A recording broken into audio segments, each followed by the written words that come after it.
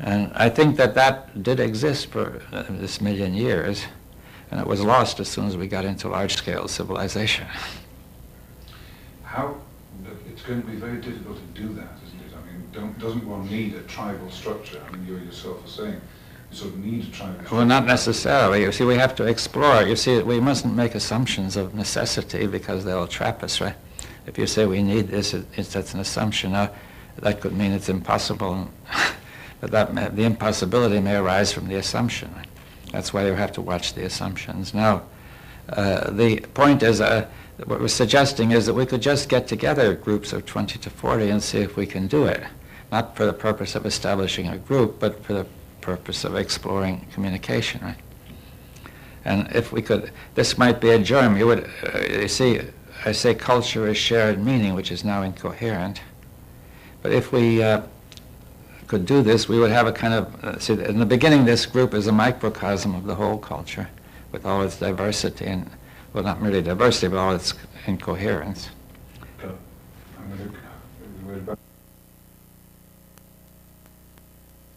Millennium in Amsterdam.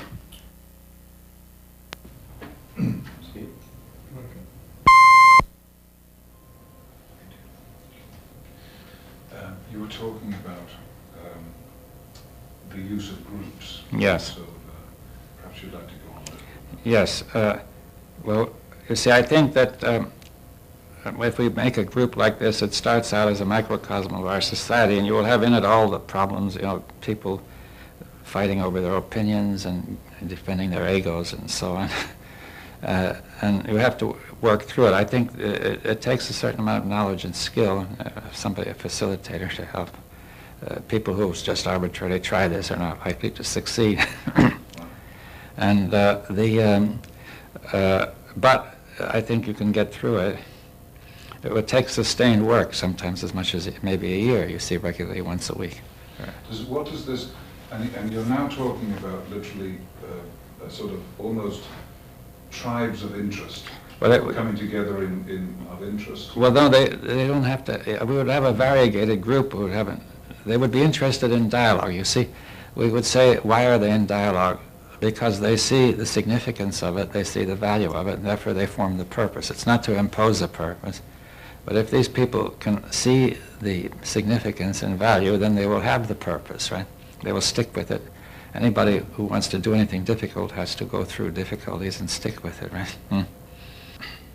Well, it's a contribution. I mean, I'd say that if there is dialogue, then it's a part of the process.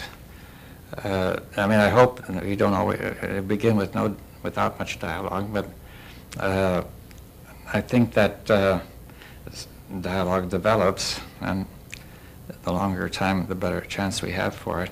And I think, well, I would just say one point, that one of the most difficult points about dialogue is to have a dialogue among scientists, because the reason is very simple, that scientists tend to think of their views as truth, and therefore there's nothing really to dialogue about. You don't think of suspending your assumptions. So I've always had the fantasy of a dialogue among scientists, if we could establish that. And then going on from there, we ought to have a dialogue of these science, art, and spirituality, which would be even harder. But but I think that would be a kind of dialogue which would would begin the change of our culture.